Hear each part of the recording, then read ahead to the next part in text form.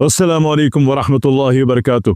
गर्मियों में एक तो गर्मी का लगना एक बॉडी को नुकसान देता है। दूसरी बात, कोशिश करें कि ऐन सूरज के नीचे से गुजरने वाला काम जरा कम कर दें। बाहर पूरी दुनिया में अम्ब्रेला इस्तेमाल होती है, तो उसका कोई एहतमाम अगर करना पसंद करें तो आप कहते हो जी धूप में बारिश नहीं हो रही, हम अम्ब्रेला लेके निकलेंगे तो लोग मजाक उड़ाएंगे। हमारी मजाक उड़ाने का फंडा बहुत ज्यादा है ना, एक दूसरे को मजाक उड़ाना, कमतर समझना, हकीर समझना, ताने देना, हमारा शेवा है और हम मर के जन्नत में जाएंगे। गलत फहमी में के शिकार हम बहुत ज्यादा है।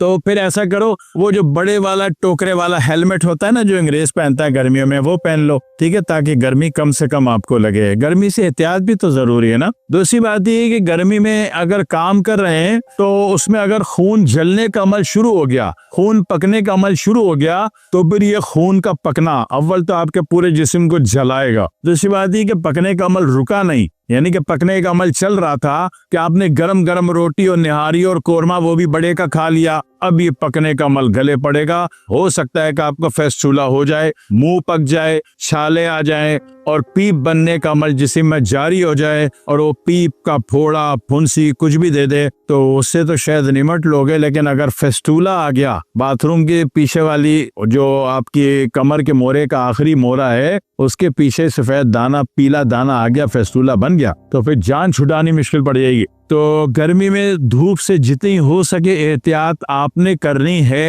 है। कपड़े कॉटन के पहन लें, खद्दर के पहन लें, बड़ा वाला जो हैट होता है छज्जे वाला वो पहन लें, वो भी नहीं है तो पी कैप पहन लें। ये एहतियात बड़ी जरूरी है। दूसरी बात ये होती है कि गर्मी में फायदा हो कि ब्लड का जो टेम्परेचर वैल्यू जो है वो थोड़ी गिरी हुई हो, तो उसके लिए बहुत बेहतर होता है कि सुबह आप दही की लस्सी पी लें या दही पानी में घोल के पी लें। दही दुकान का लाया हुआ हो या फिर अगर फ्रिज का है तो जब तक रूम टेम्परेचर पर ना आ जाए उसको यूज मत कीजिएगा, नहीं तो फेफड़ा और पसलियां खराब हो जाएंगी, सांस की नाली बिगड़ जाएगी, दमा हो जाएगा। ठंडा ना हो, फ्रिज का रूम टेम्परेचर का हो। इसी तरह दोपहर को कोशिश करें, खाना खा रहे, अव्वल तो अच्छे लोग दोपहर को खाना ही नहीं खाते, ठीक है, दोपहर का खाना आदमी को काम खराब करता है, मदोशी आती है, गफलत आती है, सुस्तुल वजूदी आती है, काम से तवज्जो उड़ती है, नींद के झोंके आते हैं, तो दोपहर का खाना सूरी तौर पर बड़ा ही नुकसानदेह अमल होता है। तो दोपहर को जनाब अली आपको खाना ही है, तो फिर बेहतर होता है कि दोपहर को थोड़ी सी दही ले ली,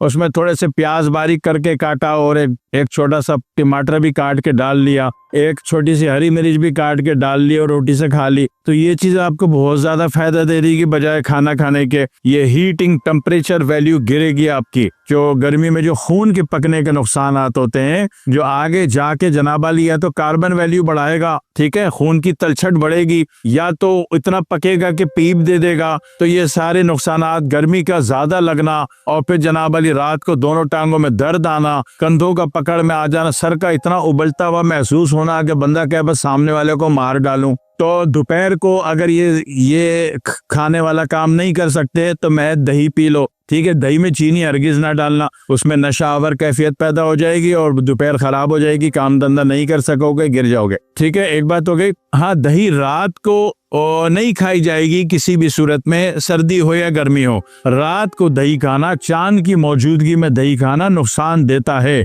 फेफड़ा खराब करेगा, सीना खराब करेगा, पसलियां खराब करेगा, सांस की नाली खराब करेगा। दूसरी बात है कि पुराना ठंडा और खट्टा दही खाना नुकसान देगा, ये फौरन चौथे नंबर पे एसिड वैल्यू जाके डिपॉजिट कर देगा और फिर उससे uric acid, blood urea, creatinine हो सकता है और डायलिसिस करवाने जाना पड़ सकता है। तो जरा सा भी खट्टा कड़वा दही किसी भी सूरत में नहीं खाना। ये प्योर जनाब वाली यूरिक एसिड, ब्लड यूरिया और ऊपर बढ़ गया और नीचे आ गया तो क्रेटिनाइन और ऊपर बढ़ गया तो फिर एसजीपीटी, एसजीओटी, एएलटी और ऊपर चला गया तो जिगर में बिलिरुबिन एक्सेस कर देगा, वो डायरेक्ट बिलिरुबिन हो या इनडायरेक्ट बिलिरुबिन हो, ये सारा एसिड वैल्यूज सड़े हुए खट्टे कड़वे दही से होता है। तो ये ना लीजिए, आप इससे तौबा कर लीजिए। दही दुकान से लिया ताजा और जनाब अली उसको इस्तेमाल में ले लिया, तो इससे क्या होगा, अच्छा खून पक रहा था, फेस्टूला का खतरा था, पीप वाले दानों का खतरा था। जैसे अभी इस मौसम में आप अफगानिस्तान चले जाओ तो वहां देखो बच्चों को इतने बड़े बड़े पीप वाले दाने पूरे जिस्म पे निकले हुए होते हैं, क्योंकि वहां की फिजा में बारूद है,